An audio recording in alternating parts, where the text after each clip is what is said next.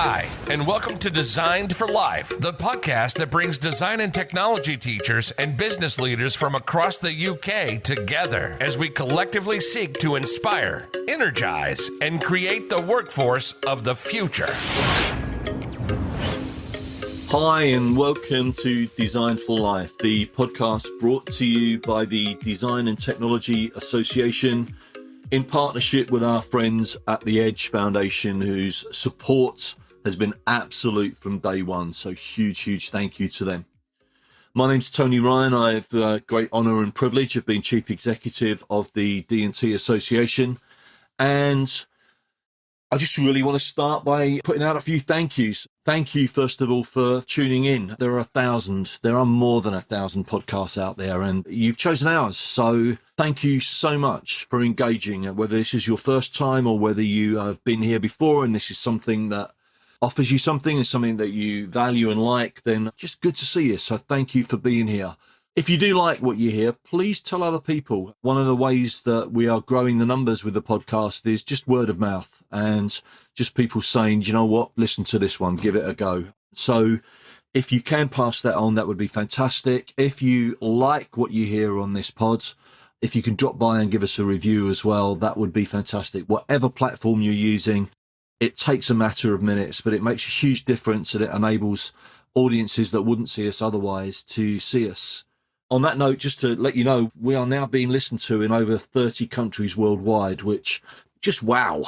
I never dreamed when we started this in September that we would be listened to by such a massive worldwide audience. So it's great news, and thank you to everyone that's listening in different countries at the moment. And it helps us to spread the value of design and technology as a subject, the value of design overall, and it helps us to dig into some of the issues that affect each and every one of us, because absolutely everything that we use, everything that we pick up, everything that we touch in our lives has been designed by somebody. So it is so important. It also helps us as an association to advance our goal of bringing closer together the fields of education and industry that have got so much to offer each other, but sometimes feel so far apart. So we're doing our little bit, I hope, in joining those two up.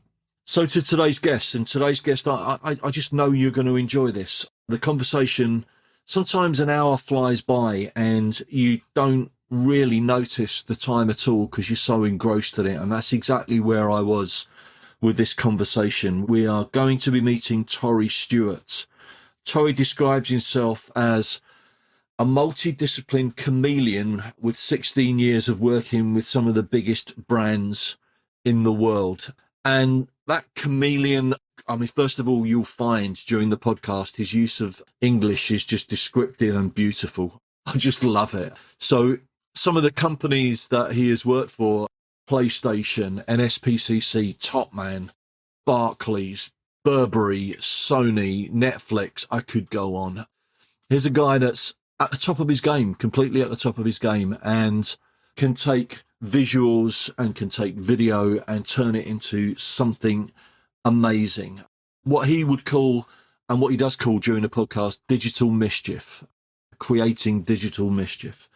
A very complex character at times in the podcast, and there was a real conflict between the professional side of what he does, which is basically selling things to people through video and through moving image, and the desire to want to do a little bit more sometimes and to give a little bit back, which is, I won't tell you too much, but listen to the pod and you'll hear that I think all of us at some stage need to step away and step off the treadmill in order to work out direction and just check that the way that we're heading is where we want to be.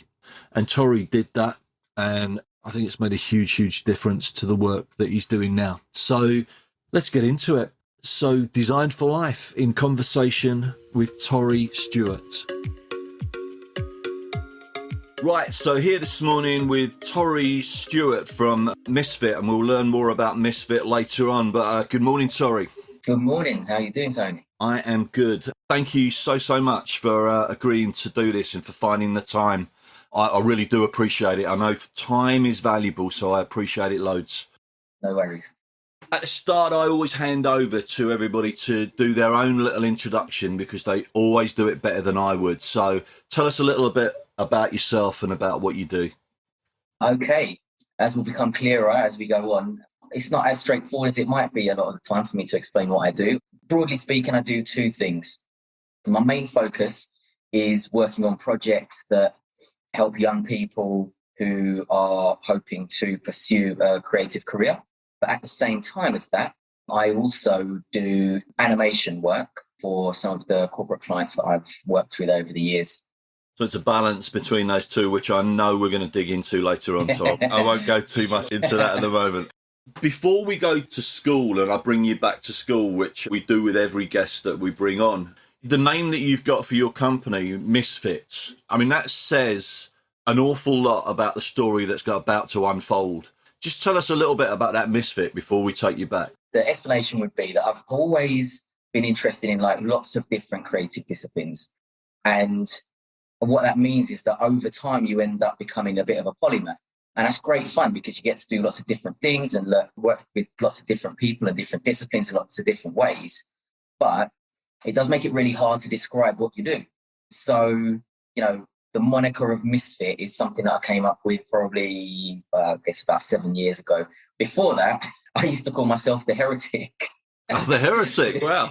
Yeah, because I was like, right, I'm not interested in what I'm supposed to do. I'm more than happy to kind of push back against what's supposed to happen. So, in the last few years where I've kind of made this pivot and I've put more focus on working with young people, that's kind of added a whole new layer to this idea of being a misfit, because not only is it a mix of different creative disciplines that I'm trying to explain to people, but there's actually two different kind of branches to what it is that I'm working on at any given time. I love heretic as well. I mean, when I interviewed Zoe Lachlan, I said to her, quite often you can put people into a bracket. That's what you do. You're good at that. That's what you do. But with Zoe, it was impossible. It was like she was a bit of everything. And when I said that to her, she said, that's perfect. That's music to my ears. I don't want to fit in any box. I don't want to fit in any box. I want to flit around because that's where the fun is. The podcast was amazing. Yeah, I loved that part of it. So we will take you back to school. Where was school for you? I went to a selective grammar in Essex called Ilford County High School. And how was it? How was the experience? It was really good. I'm not going to say it was all positive, but it was not all positive in a good way, in a character building way. So, it was a real melting pot because you had some people in there who obviously had a lot of money around them and, had very, very high level private educations that were in there. And then you had other people who were from, kind of completely different backgrounds. So as I say, it was a real melting pot. And I'd say that I found really fascinating, being someone who has always loved just connecting with different people and finding points of connection between different people. I guess if there was a big challenge, it would probably be that at that time, the kind of cultural mix was different in the area. So, it was a school of 650 kids and I was one of 6 who were black. So it was very much a kind of magnification of minority experience that, myself and my family had to that point, which did sometimes present problems. You could tell things were happening that you knew shouldn't really be happening, that were overt. But then there were other times where it was stuff that was actually quite eye-opening in terms of understanding that people's perceptions of difference and sometimes prejudices actually can be simmering away beneath the surface and you don't actually realize they don't pop up until a certain situation presents itself. And that was actually really useful for me to realize that, so up until that point, definitions of racism for me had been, a friend of the family being beaten up by the BNP or horrible things happening to people. And it wasn't just that, so that was useful. But overall, I really, really enjoyed school. I enjoyed the experience. I was with a lot of people who were intellectually ambitious, I suppose. They wanted to be considering lots of interesting things and opening their eyes to lots of stuff. Which I guess you're going to get in any grammar school. I mean, with a grammar school, you jump to bar to get in there. So the aspiration is high from day one, really. It does say something about, Ilford, from what I know, back then was a very multicultural area. And, that says something about the grammar school system in a way. There's 6 black kids in a 650 school. But Anyway, we'll move on. I mean, the creativity, because you're a creative animal, yeah? Everything that you've done thereafter, Yeah. this creativity's in there. Was it there at school? Yeah, for sure. There was a definite sense that anything that I was doing that wasn't creative felt like an obligation. And I just have to do this. So fair enough. That's what my job is right now at school. But I did know, yeah, absolutely, you know, inside and outside of school, that making things and making stuff was what I was all about. You know, that wasn't necessarily the easiest path for me to walk with my parents, but maybe we'll get to that in a bit. But at school, certainly, it felt as though I was drawn to the kind of arts subjects, what was called CDT for me, so craft design and technology. I did like music. I didn't have a very good music teacher, sorry, and English. So things where you could be expressive, definitely, you know, I was drawn more to. CDT was where I started many, many years ago. So it was the first time that design really came into it. The subject was all about making up until that point, and then design came in more and more. And the more I challenged students in CDT, the more they loved it. So it was a good time for me to come into it. You went on to do 3 A-levels. What A-levels did, if you don't mind me asking? I did. It's quite a funny story about my A-levels, if I'm honest. I did art, obviously, and then maths and business studies. Now, I would not ever really have dreamed of choosing maths, but somehow, miraculously, I'd managed to get an A at GCSE. So I thought, okay, seems like a, you know, kind of safe bet then.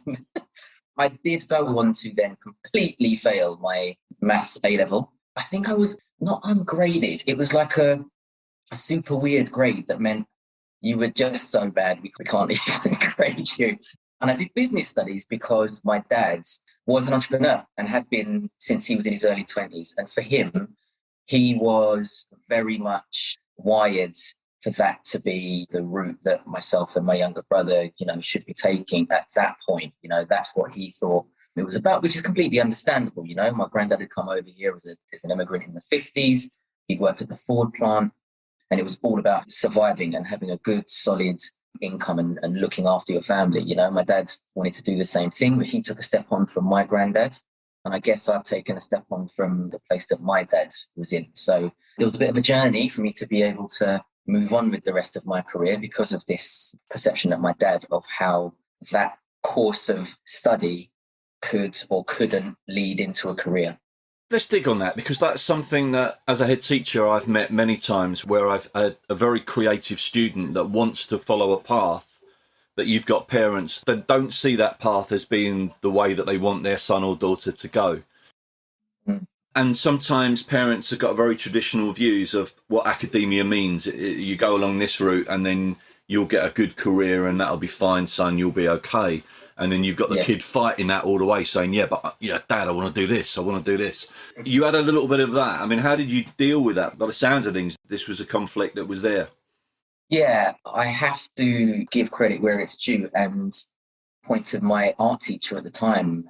You know, I'd had conversations with him about this, and he had said to me, you know, yeah, I absolutely think that this is the way that you should go. You know, you've got a hunger for it, and one way or another, you will do well. You know, you'll be able to succeed in a creative career space. And what happened was, at the time, decisions were having to be made about what direction university was going to take. My dad at that point was very much of the opinion that I should go to Warwick University and study business, which again, as I say, I understand. But when I told my art teacher this, and I said to him, you know, I'm not really happy about it, and it's tricky because, you know, I've got a dad who's pretty strict. He said, let me speak to your dad. And it was him speaking with my dad that actually changed the course of that. And what he suggested to my dad was, look, Torri can go on and not necessarily jump straight into a degree. He can do a foundation course, which will give him an insight into, you know, what the broad spectrum of things are that he could go on to both study and work in. And if he does that and it's not working out for him, he could then change course and go and get a business degree from somewhere. And the only difference will be that he's 1 year behind other people. And yeah, I think it worked. So I really owe a massive debt to that art teacher. That's cool, because the art teacher obviously saw the potential there. But yeah, having had those conversations with parents myself, they're never easy. And you find a way that, as this teacher did by the sounds of things, to find a compromise where dad can think, well, yeah, we'll give it a year and we'll see what happens. So there we go. Yeah. Just to gently open the door. Yeah, I mean, and that's all you need. At that stage, that's all you needed, was that door to be opened a little bit. So a foundation art course at Guildhall. And how was that? Yeah, loved it. Really, really loved it. It was an opportunity to really kind of get my teeth into lots of different creative disciplines. So things that I hadn't been able to do at school because either there wasn't the equipment or expertise to be able to do those things. So I was able to look at all of the kind of classic stuff with the fine art side of things, drawing and painting and what have you, but then into just touching on things like product design or architecture, photography, filmmaking, interiors, all of these kinds of things, textiles. They were all choices that were available. And I think I picked like 6 of all of these things and spent a year just experimenting with all of them, which was brilliant. Absolutely loved it. A dabble in this, a dabble in that, and just see what sticks, yeah? Yes, that's right. Exactly.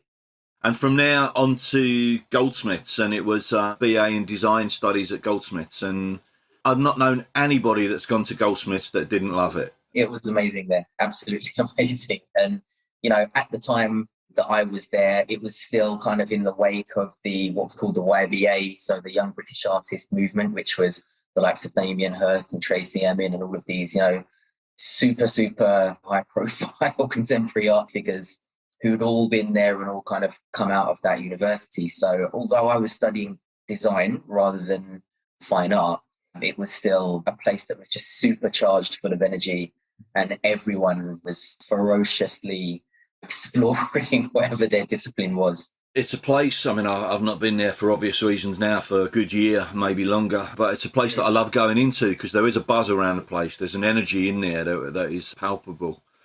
At this stage, are you narrowing down? I mean, obviously you're studying a certain area, so there must be a degree of narrowing in that, but are you getting an idea of what you want to do then career-wise whilst at Goldsmiths, or is it still open?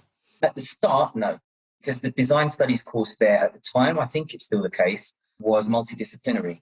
So it was very much the first year, maybe 2 years were about exploring different design disciplines. So again, it was things like product design, interior design, touching on architecture, visual design, you know, lots and lots of different things. So at the beginning, I was still doing the same thing. I was just sponging it all up and really kind of enjoying what each of these different disciplines had to give.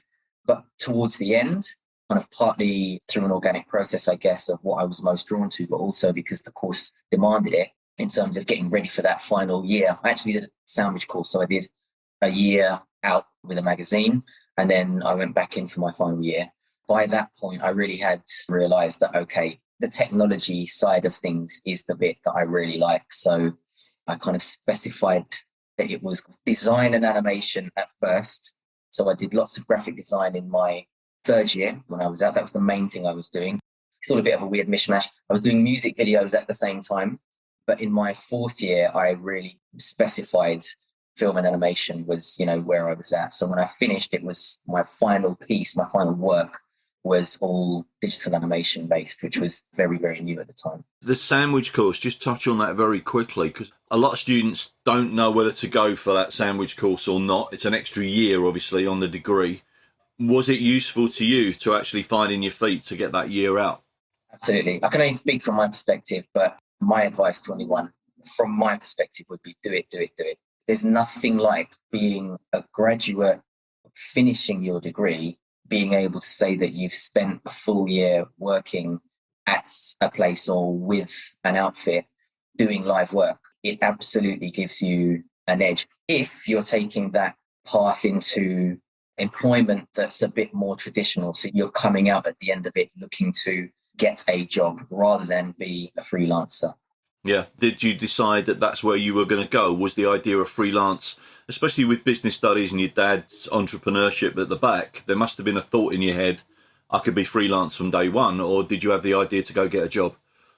To be honest, I mean, yeah, I was kind of doing it already, as I alluded to just then. I've been quite a self-starter, like my dad is, I should say.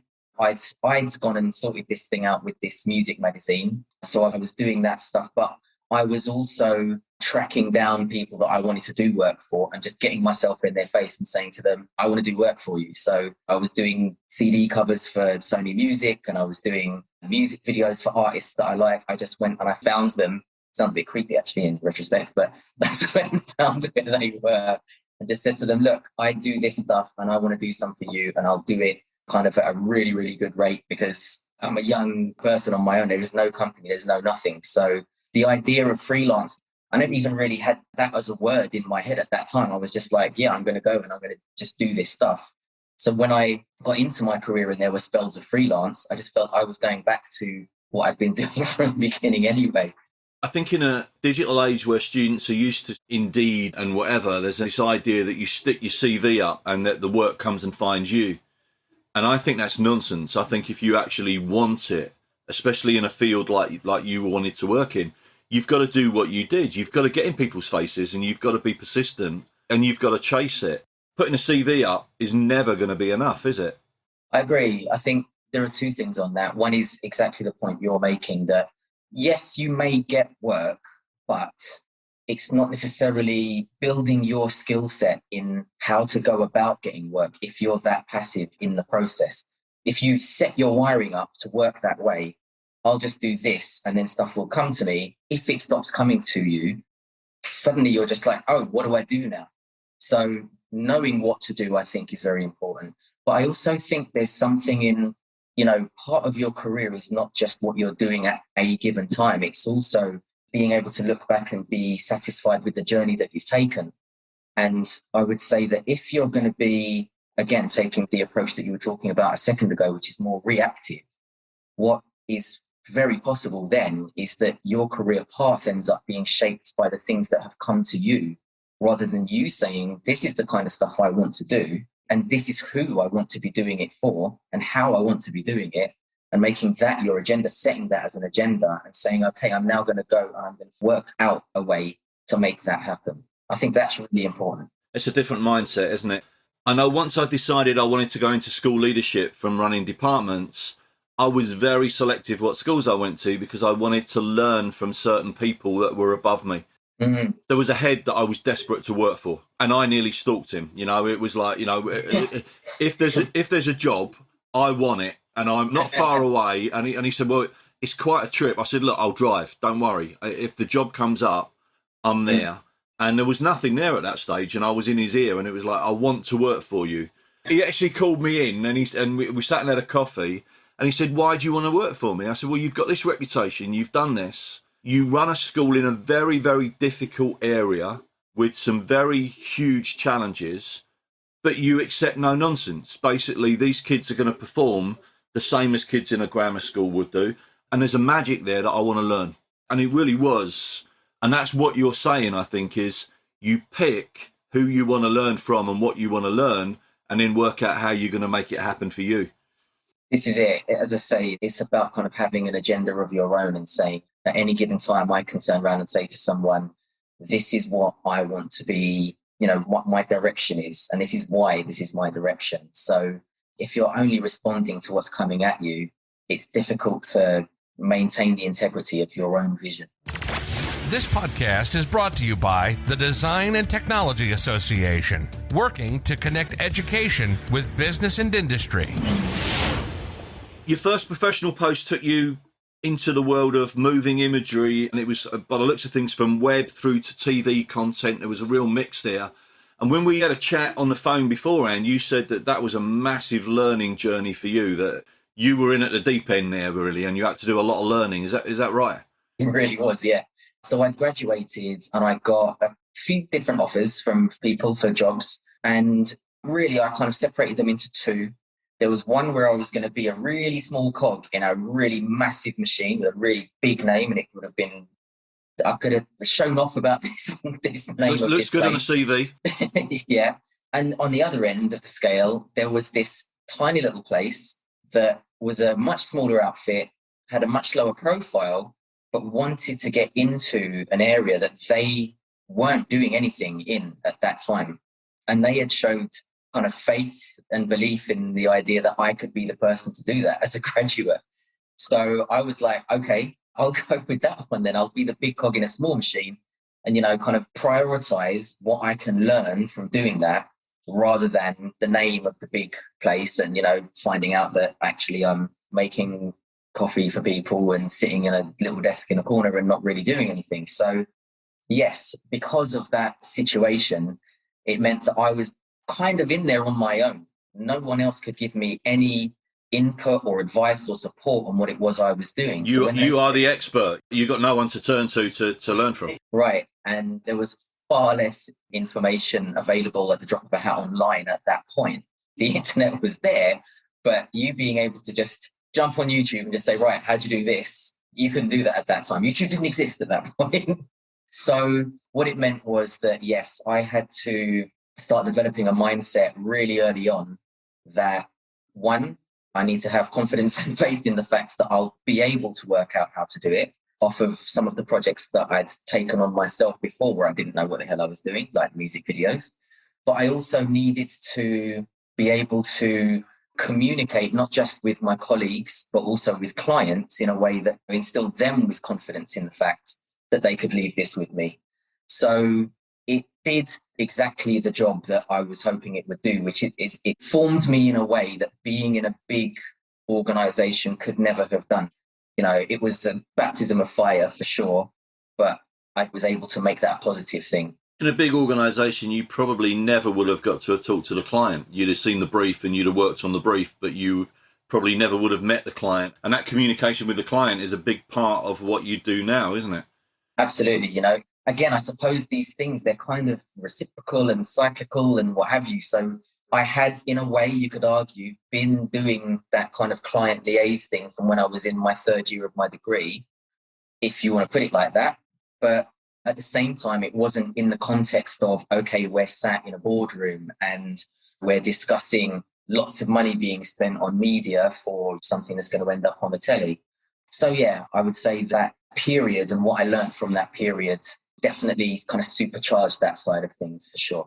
I'm quietly surprised that there isn't, especially in those A-levels. I expected English to be in there for some reason, because on your website and on everything that I've seen, you have a wonderful way with words. I mean, I've got some quotes later on that I've picked from it, and I just expected English to be in there. I mean, this way of communicating and using the language is a really important part of what a designer does, isn't it? The client's got to trust you, and you can't always sell it with design. You've got to sell it with words. Absolutely. I can be guilty of being a bit wordy in the way that I speak because the kinds of people that I like speaking to from school all the way through to university, to be honest, I spent most of the time talking to tutors. And when you talk to academics at university, there's a certain way of talking that actually can be not that useful sometimes. Yeah. But you're completely right that you have to understand how you take people on a journey with you through your process and through your thinking. And it doesn't have to be about the language that you're using necessarily. It doesn't have to be about the words that you pick. It just has to be that you can understand how to make your point. The point is not necessarily the way you do it. It's more about understanding the importance of being able to make a point. Yeah, it's something you learn as a teacher as well, because you think that an idea that's in your head that you want to teach to 30 kids is really easy. And 25 of them get it, and there's 5 that look at you like, I haven't got a clue what you just said. So you've then got to find another way to present the same information, but in a way that they can access it. And then you might get 3 out of the 5 that click with it, but there's still 2 looking at you like, no, you're talking another language here. And then you've got to find another way of presenting it again, which is going to allow these 2 to get on board. And you find yourself doing these somersaults in your head where you're trying to get inside their head and you're trying to think what words are going to help them to join this bus, Yeah. It's funny with the communication thing, actually, you've just kind of reminded me that there was another facet to that when I was at that first position, which is that I pretty much immediately started building a team in that place because they wanted to, build that up. And communication there also becomes absolutely invaluable, being able to be clear and to understand what someone else is saying so that you can mobilize a team to get the most out of a combination of different people. So that was another really important thing that I learned in that first job that actually I hadn't had to do before, because now I'm managing people and I've never done it and I've not been told how to do it. And you're learning that as well as everything else. And there isn't a YouTube video for that one either. So from there, you had just over 2 years there, I think, and then you went on to join Iris, where you were for quite a few years. And looking at it from the outside, it looked like Iris allowed you to grow in different ways. I mean, can you talk us through that, where you were and then moving to Iris, how that changed?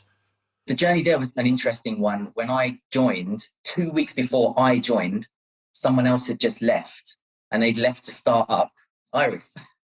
So things that they couldn't do themselves yet, because they'd started this tiny little company, it was 3 people working out of a flat. They were still kind of sending work to this agency that I was at. And they were seeing what I was doing. And I guess they had their kind of BDI on me, and they were like, what he's doing looks quite interesting. So anyway, what happened was, after a couple of years, they made me an offer to go and join with them. And it was very, very exciting what they were doing and what they were talking about doing. So when I joined, there were 30 people. And when I left, whatever it was, 8 or so years later, there were 700 people in 15 countries. There was ferocious growth and a place that, did really, really well. And my first job I did for them, actually, and this again, kind of goes back to this point about really having confidence in yourself. At this point, I'm still living in my mum and dad's house, and I've got a computer in my bedroom, basically, that I grew up in. And I get this call from Iris, and they're saying, look, we want you to do some stuff for us, but we can't bring you on full time just yet. We want to do a cinema ad for the new James Bond movie. Can you do it? Because they were working with, I think it was Ericsson at the time. So me being me, I just said, yeah, of course. You're not going to say no to that one, are you? It's like, yeah, I'll have that, yeah. So I had absolutely no idea what I was doing, obviously. But I was like, right, I'll work it out. So not long after I'd said to them yes, I had the very bizarre experience of going to the cinema with my family to watch this Bond movie and seeing this ad play on the big screen that had been made on in the your computer bedroom. From my bedroom that I grew up in. It was probably a really fitting start to the way that the whole Iris journey happened. It was a place that I grew with as it accelerated. So I started out doing a mix of different things that were all moving image focused. But as time went on, I was asked to get involved in other things. So at one point, I was looking after the digital team as well. Later on in the journey, I was not so much on just the moving image, but I was focusing more on the conceptual side of things. So it was less about me overseeing animation and film stuff and more about, conceptually, what are we trying to do here? Again, building teams and managing teams is a really, really big part of what happened there. Having to manage lots and lots of people. It turbocharged the whole thing of having to manage production partners, so people that you're working with to make stuff happen. And again, the kind of client side of things. So, now it's kind of taken another massive step on, and I'm in Germany sitting in the head offices of T-Mobile talking to the chief marketing officer there. And, for me, I've always been someone who looks very young. So I would walk into some of those meetings and they'd be like, where's the guy? Surely you're not the guy. You can't be the guy. So, I'd have to really kind of put it out the bag quite quickly to make it clear that, okay, I know what I'm talking about. But it was an amazing, amazing, amazing journey. I learned tons and tons and tons, and I was lucky to work on a lot of amazing things and, amazing clients and go to a lot of interesting places. That self-belief comes in again there, though, as well, doesn't it? I mean, because every single one of us has, at some stage, has that imposter syndrome where you walk in a room and you look around a boardroom and you think, what am I doing here? How did I get in this place? And you must have had that at times. And then you have to knock that monkey off your shoulder and say, I am here because I deserve to be here. Was that battle going on? Yeah, for sure. And the funny thing about that is that there are times now when I look back when I can see that actually more often than I realized at the time, that was happening in the 4 walls of Iris. I felt it more overtly when I was in a client situation, but it was actually there, in other places. But exactly as you say, that's the importance, I think, of being able to look back at what you've done before and be able to say, okay, I focus on stretching myself so that I can always have confidence in my ability to do things that I haven't done before. If I'm always stretching slightly and I can look back and say, you've always made it happen, then it's hard to be intimidated. Yeah, absolutely. Absolutely. A lot of people, I guess, would have stayed with Iris. You know, it's growing and it's growing quickly. And I imagine the opportunities are growing along. I mean, you moved into 3 different roles that I saw in the 6 years that you were there. You were progressing within the company. And I guess it would have been easy to stay there, but you took the decision to leave. And in your own words online, you say you took a sabbatical. I mean, it was 4 months out. And this is the first quote here where you know, that use of English that I talked about earlier. I returned from this hugely rewarding time out with a dramatic shock of flowing white hair, Moses level wisdom in my eyes, and a huge walking staff to match. I mean, I love that. That's fab. But what you've done there is you've given yourself 4 months out. You've given yourself time out. And at that stage, it feels like from the outside that was really important for you to get off the treadmill for a short while and just work out, were things going where you wanted them to go? Were you being true to yourself, etc.? Sometimes you have to get off the treadmill to ask those questions, yeah? Yeah, absolutely. This probably kind of leads into the beginning of the switch in direction, or I should say the splitting in direction that my focus has taken. So Iris, I kind of got to the top level when there wasn't really anywhere else for me to go. And, you know, the truth is that at that point, the company had gone through a bit of a tough time and redundancies were being made.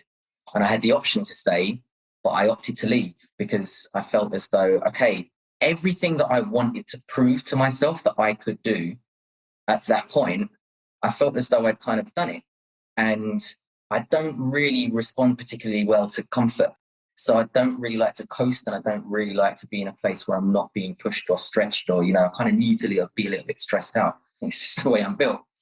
So as you say, taking a time out there was important because I was so conditioned to my life looking a certain way that because of this ferocious acceleration of this journey, I should say, with Iris, that I needed to kind of, I thought at that point, just take a little time out, take a step back and just say, right, who are you now? And what do you want? You know, where do you want your focus to be moving forward?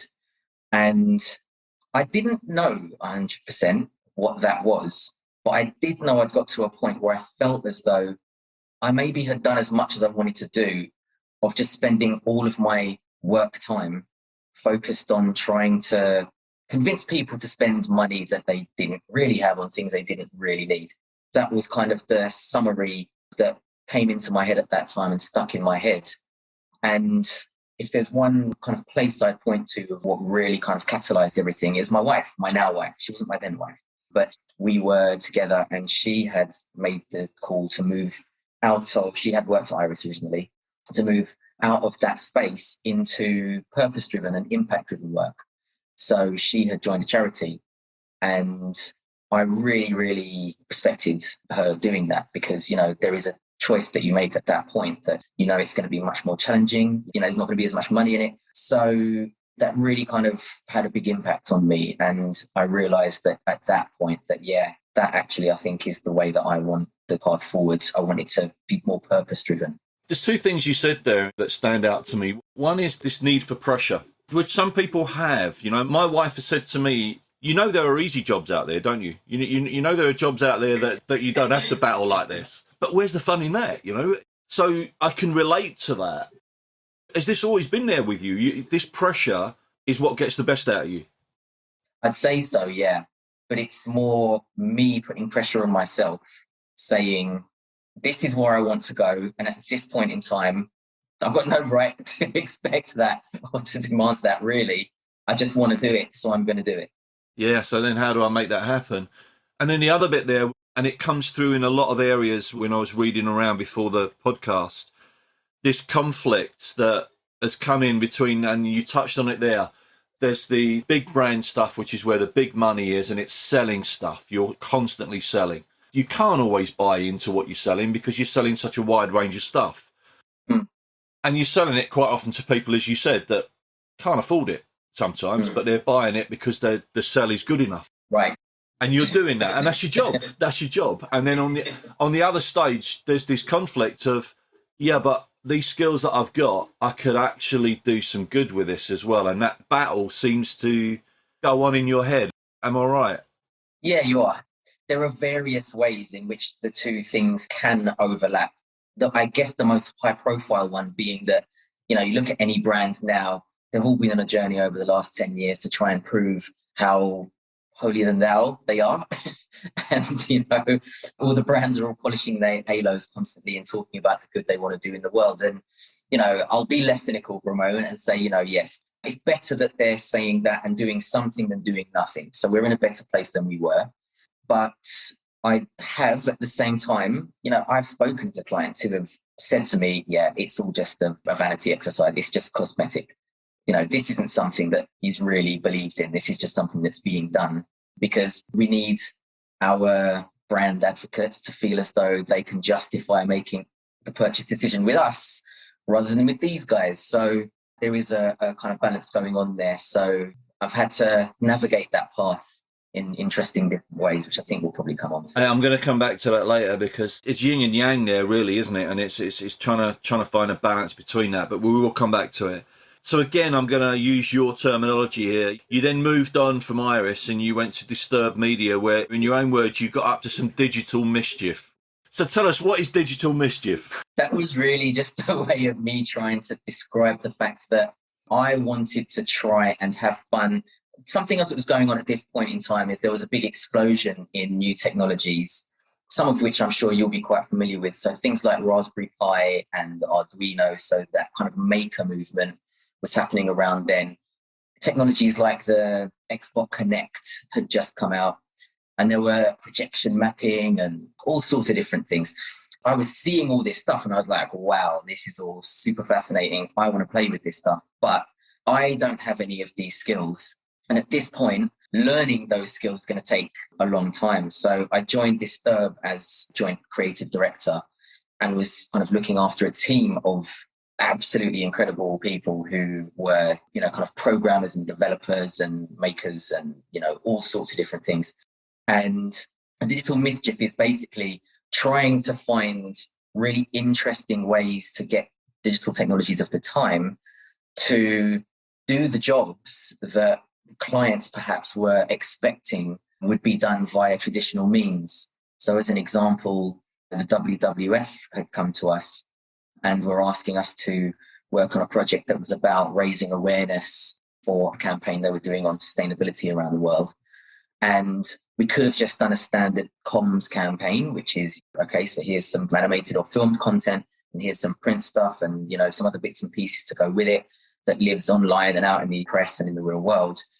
And instead, we really lent into technology and created a kind of a living online tool that enabled people to connect with each other around the world. And it became this kind of living map of the world that was showing one person in, I don't know, let's say London, pledging to try and help someone in Borneo to protect the forests over there and, the issues with palm oil that was going on there.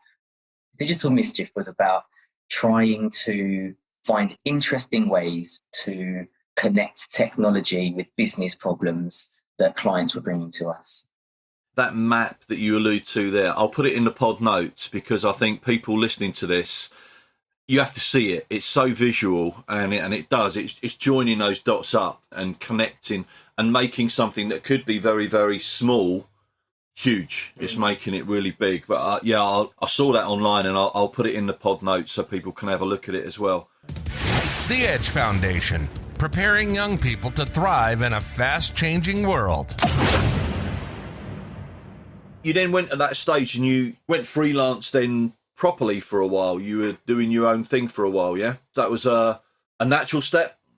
Kind of. So what happened there was Disturb as an agency had decided that the founding partners had some kind of different ideas about what they wanted the future to be, and they decided to close the business down. So it was a great place and, did really interesting things, but they just wanted to go in different directions. So I didn't want to jump straight into, similar to Iris, I didn't want to jump straight into something else that would be obvious. As I said, I've got an allergic reaction to obvious for some reason. So I decided to freelance and, kind of see what opportunities I could find with the new skill set. And I would say this is probably the first point, which I say was a really, really tough spell for me, because it was the first point that I felt like I was really in limbo. What I was struggling to do was identify a clear path. Okay, so I know that I want purpose to be strongly woven into whatever it is I'm doing, but I'm not exactly sure what the definition of purpose is, because it can be so many different things. So it's a challenging time, but I did work on some interesting stuff with some interesting clients still.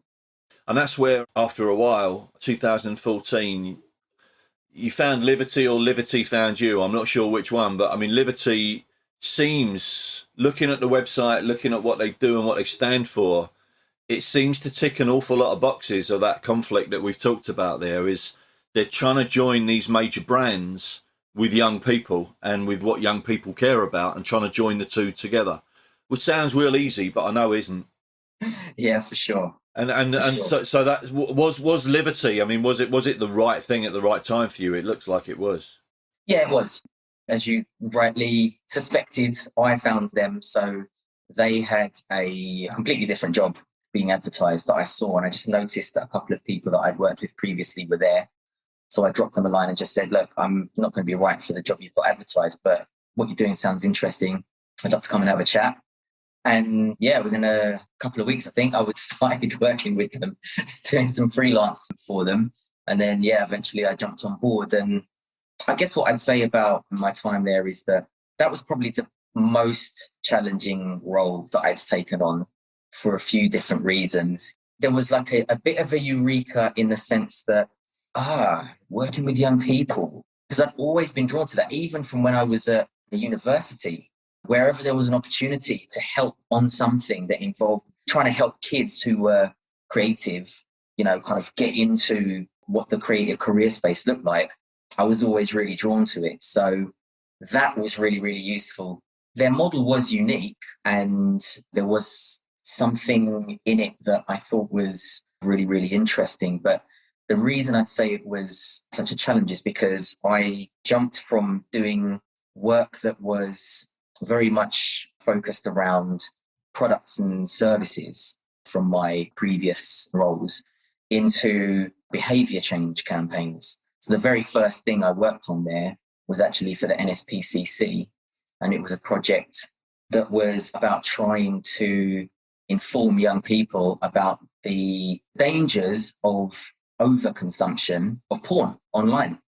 And I was just like, this is completely different. I have never done anything like this. Like, where do you start there? Just getting a start point on that is hard, isn't it? Yeah, for sure. And it took me quite a while to get my head around what the difference was in the way that the thinking needed to happen to even crack it. But I eventually did. And I was really, really happy that I'd managed to do it, because I was like, okay, yeah, I like this. I like this space. Designing a system solution like that, far harder than designing a advertisement for a product. God, yeah. Because, I mean, you're working with different people who use things for different reasons, and you've got to find a common solution for this, which is so hard, isn't it? Yeah. And as I say, it's a very different beast. Everything that you're doing and the whole journey you're taking and a mix of different communications are all leading back to, trickling down to a product. Everything kind of ends at that product. Like, here's the thing. This is like almost the other way around in a way, because it's completely open-ended. What you're saying is, we just want to try and get a message to as many young people as we can for them to try and change their behavior. There's no product. There's nothing to point at. Instead of saying, go get this thing, you're trying to say, try not to do this thing. Your effort is in trying to create a behavioral change. And what that meant was, yes, I was able to pull on some of the skills that I had before in terms of trying to just pick apart what is it that makes a certain type of audience tick, and therefore what are likely to be the switches that you can use to get them to be interested and take notice of what it is that you're saying. Given that example that you gave us there with the pornography, I mean, the way that I would be tackling that as a design and technology teacher is you'd have to be asking kids about their use of pornography. You'd have to be saying to them, when did you start using it? How often do you use it? Why do you use it? Did you do that sort of research? Was that you, or was that somebody else that fed that to you? We were given lots of research by the NSPCC, but we kind of co-designed the whole campaign with young people the whole way through. It's a weird topic, isn't it? Because on the one hand, there's nothing to try and understand. It's like you're a teenager and all of this stuff's available. Obviously, you're going to be attracted to it. But at the same time, there's the other side of the coin, which is what's your perception of it? So without going into lots and lots of detail, I guess the nuance of what was going on here is we were trying to say to them, look, this isn't about you not doing it, because obviously that's what people do. This is about you understanding that if you consume too much of it, it can really have some really damaging effects on you in terms of your ability to build relationships in a healthy way. And your perception of the world and relationships and everything else, yeah? Exactly. So it was about trying to find out what are the triggers within young people that are going to actually motivate them to perceive it and to digest it in a different way. The campaign became known as the fight against porn zombies. So the point was that if you are someone who kind of engages in that and you watch lots of it and you end up thinking that that's how it works in the real world, and you don't realize that that's all fake, it's just another form of entertainment, what could happen is you could end up becoming a porn zombie. And when you find yourself in the real world, in real situations, that's going to come out in the wash. And it's either going to be embarrassing or it's going to be damaging to either yourself or someone else. So Liberty tied you up in problems like that, which at the stage of your career is something that you were longing for. There's a real purpose to that, isn't there? You're not selling something to somebody. You're trying to change behaviours, and there's a purpose to that. Yeah, for sure. That made it a really, really interesting place to be. And I got to work on some really interesting stuff with the likes of NSPCC and Cancer Research UK, and also some big brands like Barclays and PlayStation and Google. So there were lots of really good learning experiences there. And yeah, I definitely learned lots, but it was a very challenging journey and a very challenging place to be in lots of ways. In the last 4 years then, you've gone back pretty much to being master of your own destiny. You're self-employed now. You're a self-employed creative. You can get this balance of doing the work across sectors and doing some stuff which is a little bit like what you were doing at Liberty, but then you can pick up a piece that is purely commercial at the same time. Have you found a balance now of what you want to do and where you want to be?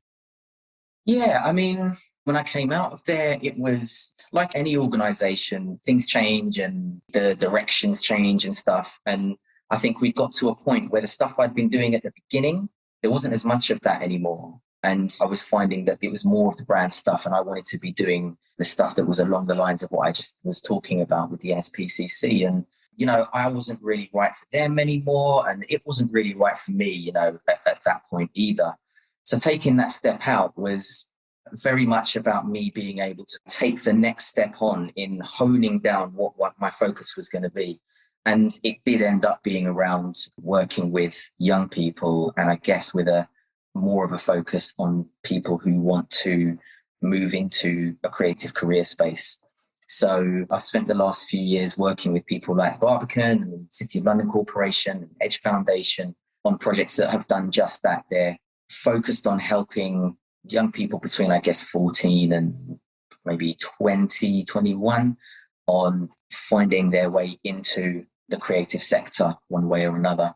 But at the same time, as I mentioned at the very beginning of all of this, I'm spinning the two plates. So I also do moving image work still with brands like Lego and Brickvic and Laureus and Bupa, people like that, which I still try to make that work purpose focused and where possible focused on working with young people.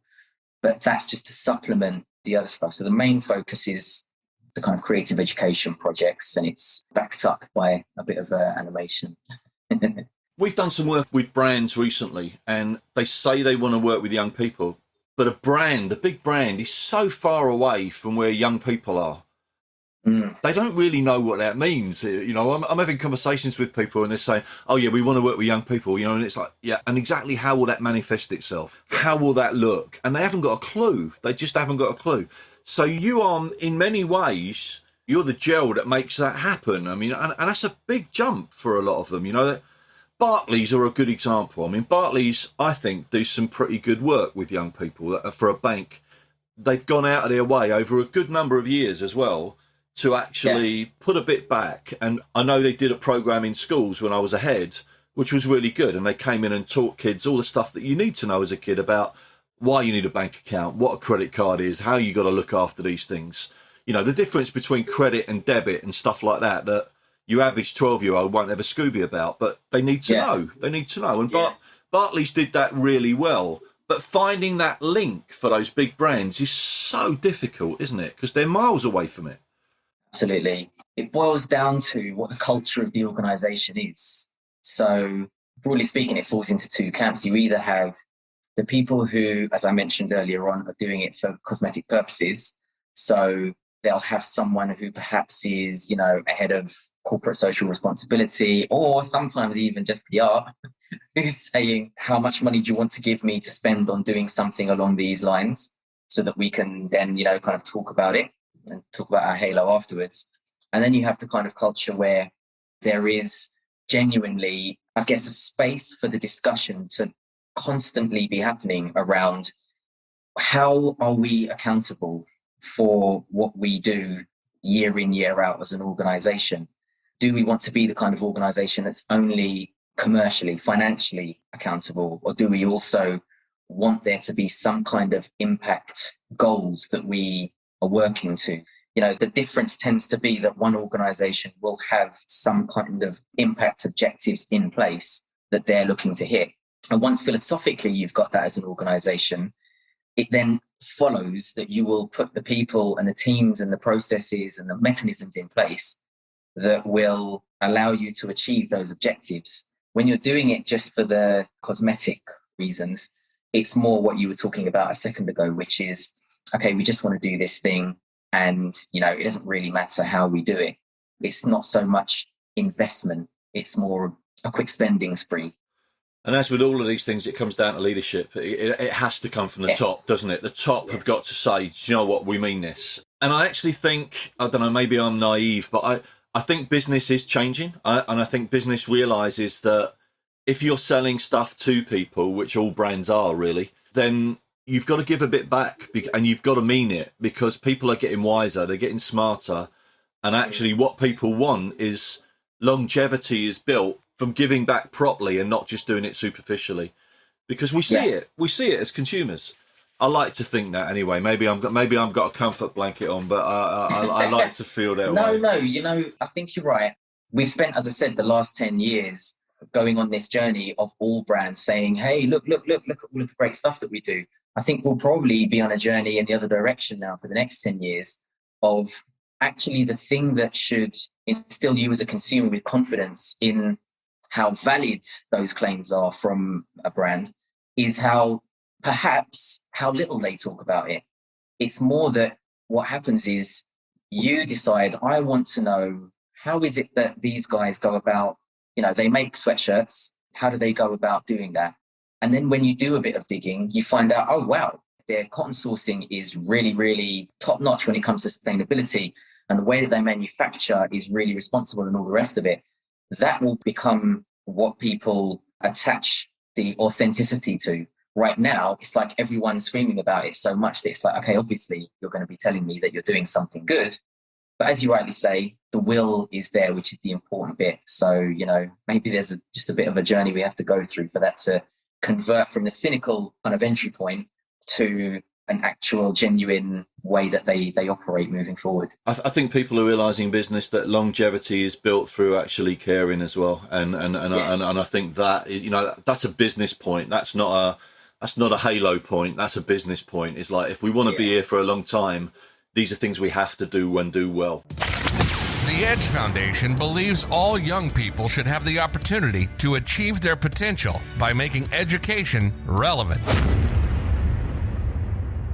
At the moment, and I would say at the moment, because I don't think you're ever going to find this balance perfectly, but at the moment, are you finding yourself that you have got this sort of more under control and you're in the happy place at the moment where you want to be? Well, Red, it's really exciting.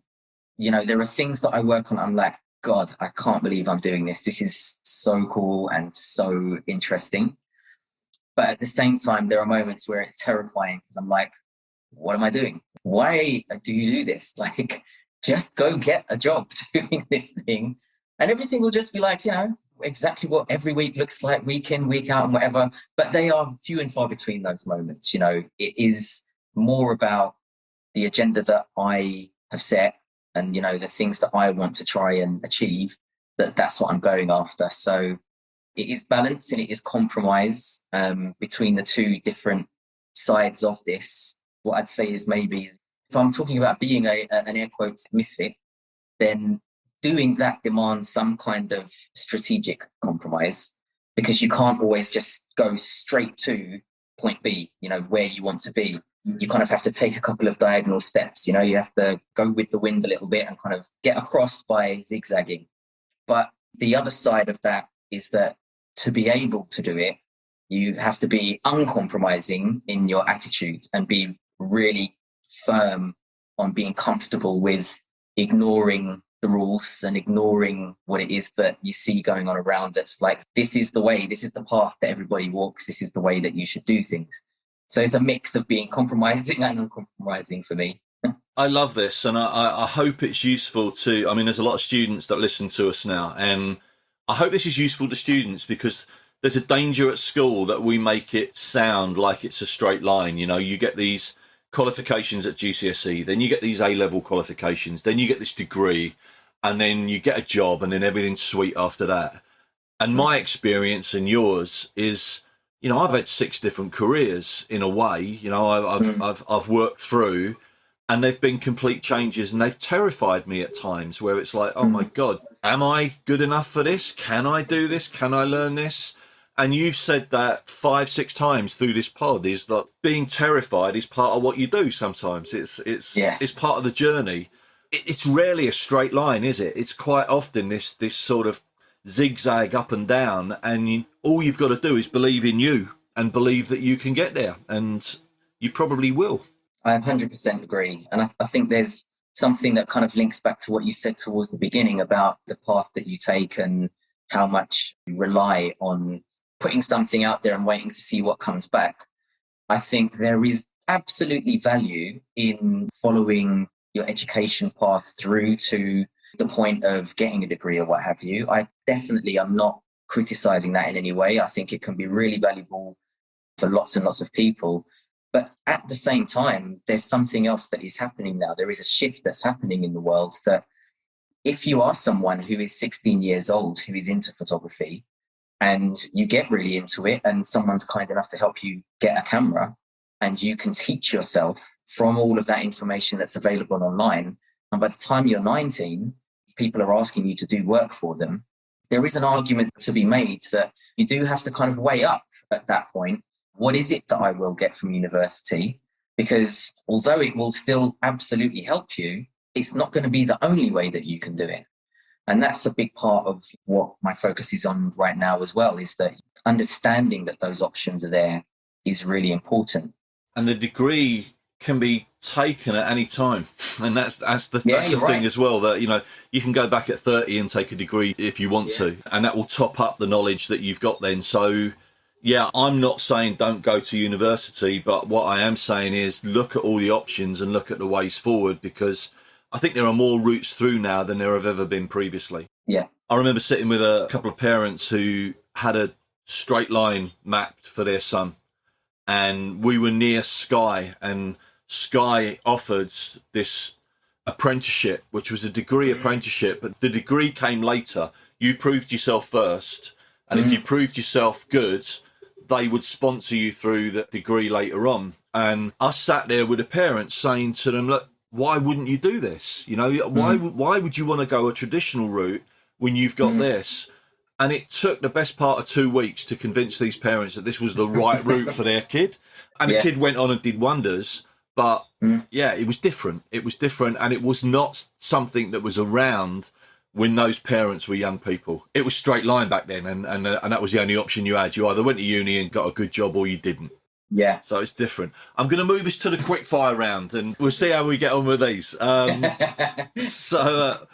First one, what one piece of advice with hindsight would you give your younger self, age 14, 15, somewhere around there?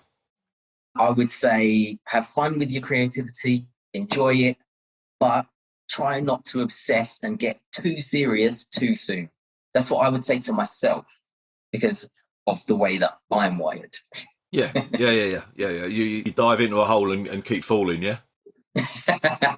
Keep getting sucked in, the gravity gets too strong. Yeah, I get it. You realise at some point later down the line that there's things that you're not seeing going on around you and things that you're missing.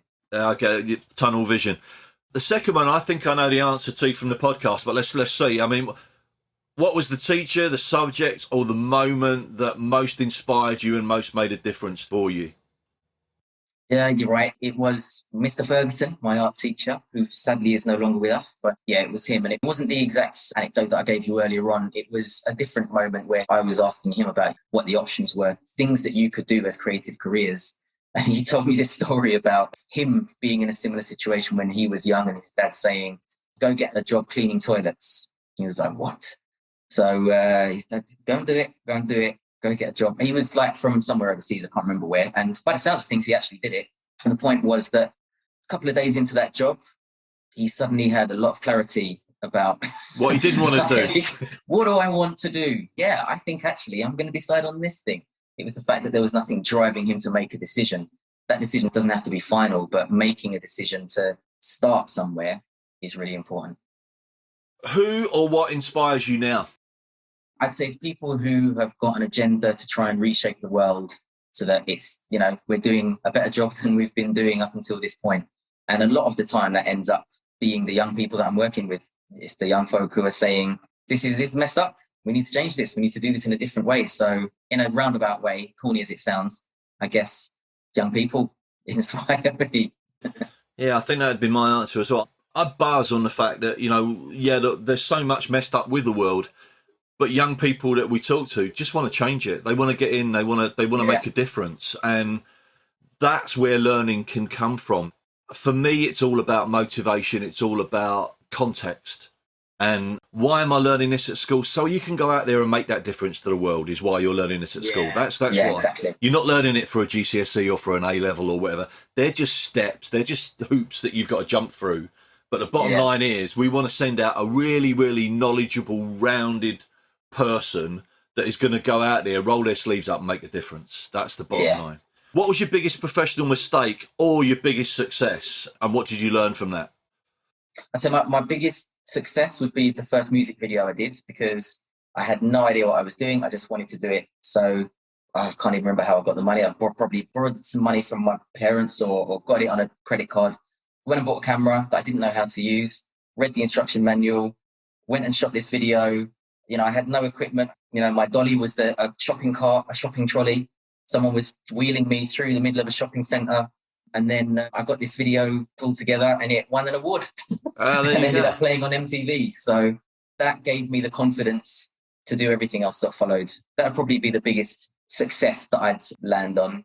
And if in terms of failure, I wouldn't say necessarily a failure, but a learning that I'd say would be ambitious, but kind of know your limits. And don't let your drive cloud your clarity. So, as I say, that time that I spent at Liberty, I took on a lot. I was doing a lot of stuff outside of Liberty as well. And I took so much on that I needed to acknowledge, I guess, that I had hit a bit of a breaking point sooner than I did. So that's the one point where I'd say, I pushed it too far and it manifested itself physically. So be ambitious, but know what your limits are. And I think the only way you find that limit is by finding it. Yeah, you're right. I found the same myself professionally, and that's why I'm not a head teacher anymore. I couldn't switch it off. I could not switch it off. I loved the job, but the job was never done. You always had something that was wrong that needed fixing. So I got to the point where I lived the job, and eventually I thought, no, this is consuming me It's eating me. I've got to get away from it. And I had to have my sabbatical a little bit like you, where I got away, had a little breather, and then thought, right, there's still so much life in me, but I want to do something different where I'm still making a difference in education. Hopefully I'm doing that now. And then the last bit is, if you could give one bit of advice to a budding young entrepreneur, designer, somebody out there that's listening to this now and is thinking, I love what Torri's done now, love that journey, what would your advice to that person be? It would be that the world changes, obviously. The rate at which it changes continues to accelerate. It changes fast now. It's going to change even faster as we move forward. And I'd say because of that, if you're someone who's interested in a creative discipline, don't get lost in the tools that you actually use to make stuff. Don't even get lost in that specific craft. Don't necessarily say to yourself, I'm just going to be a photographer and this kind of photographer. There's nothing wrong with that, but try not to kind of set that in stone from early on, because it changes so fast, it will drag you along with it and you'll feel as though you've got to keep up with it. It's similar to what we were saying earlier on. I think it's important to know what your agenda is. So I'd say don't lose sight of what feeds you as a person and always try to align your journey to that. So if what you really like doing is you like capturing moments in the real world that tell stories, then remember that that's what you like doing, not that you think that the Canon, whatever camera is, you need to learn that camera now because that's what's kind of important for you to keep working.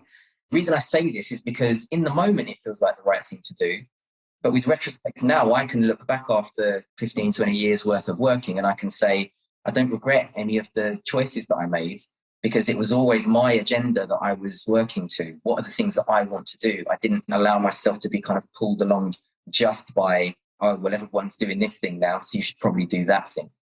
It was like, what do I want out of my career? What do I want to be able to say I've done when I look back in 20 years' time? Don't be a victim. Control what you can control. That's the key bit. And what you can't control, don't worry about. Yeah, you're right. Sorry, brilliant. Absolutely brilliant. I've got a feeling I want to come back to this in a couple of years' time and find out what you're doing in a couple of years' time, because I've got a feeling the journey's not quite finished. Pressure's on now. But it's been amazing. It's an incredible journey. I love what you're doing, and I love the idea that you found that, that creativity that's in you that drives you and makes you do what you do. You're finding real purpose for that now, which I think is a brilliant thing to find. So fair play to you. Fair play to you. Thanks. And thanks for having me on. It's been great. Just want to say a huge thank you to Torri for being so open and just willing to tell us the journey that he's been on, the conflicts along the way. And I hope you enjoyed it as much as I did. I genuinely, really, really enjoyed that conversation with somebody that just really wanted to reset. I wanted to stop, have a think and think, well, I've got these great things, these great gifts, this great creativity, and I want to share it. And I want to make sure that it's used for purpose. And finding that balance, which we've all got to find at times, between wanting to pay the bills, but also at the end of the day thinking, do you know what, I've done good there. I've done something worthwhile, something that all of us want to feel. And at the end of the day, I guess we all want to look back and say, yeah, I paid the bills, I brought the money in, but you know what? I also made a difference. Hope you enjoyed it. A huge thank you again to the Edge Foundation for helping us to make this podcast possible. And thank you again to each and every one of you for listening. So until the next time, stay safe, take care, and we'll be back soon. We hope you've enjoyed this podcast. If you did, hit the subscribe button now, as we have guests lined up for future pods that will inform, inspire, and entertain. This podcast is brought to you by the Design and Technology Association.